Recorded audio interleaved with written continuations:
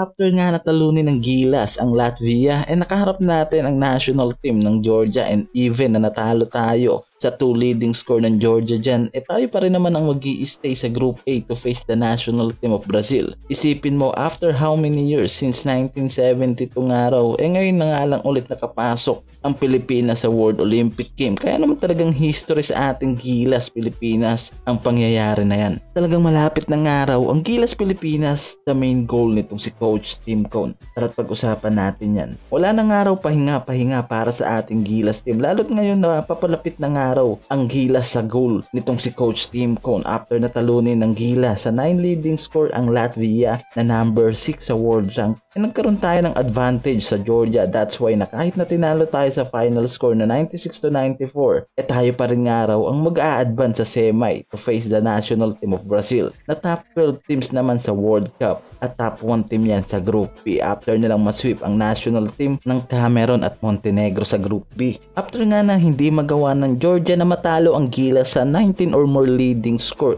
nabigo silang umabante sa semi. Kahit na nakuha nila ang 2 leading score sa ating Gilas, tayo pa rin ang nag-move forward para kaharapin ang number 1 team sa Group B na Brazil. After nilang talunin ang dalawang team na kasama nila sa Group A, tong Cameroon at Montenegro na pawang nasa bottom line nga raw ng World Cup. Ang Montenegro na nasa top 17 sa FIBA World Ranking at ang Cameroon naman na nasa top 68 ng FIBA World Ranking. Kaya naman talagang masasabi natin na nasa baba naman ang mga tinalo na team na to ng Brazil. Kaya naman malaking advantage para sa Gilas Pilipinas. Lalo tinalo natin ang national team ng Latvia na nasa top 6 ng FIBA World Ranking. Kahit na nasa top 37 tayo sa World Rank at ang Brazil naman nasa top 12 team, malaking araw ang advantage natin. Dahil tinalo lang naman natin sa Group A ang matinding team sa Europe na Latvia and Georgia. Masasabi nating may kabigatan naman talaga ang mga nakaharap na yan ng Gilas, and consider na talagang kayang sumabay nga raw ng Gilas in other Europe country at tumaas pa nga raw ang ratings natin matapos natalunin natin ang top 6 team na Latvia. Sa mga team players naman ng Brazil, wala na nga raw problema ang Gilas at talagang kayang-kaya nga raw ngayon ang Gilas yan. Bukod sa walang 7-foot player na nakapaloob sa lineup niyan, nalyamado talaga tayo pagdating sa mga big man sa loob. Pero hindi pa rin nga raw dapat maging kampante ang Gilas, lalo't mga dekalibreng player din ang nakapaloob sa lineup niyan at may mga mahuhusay na NBA players din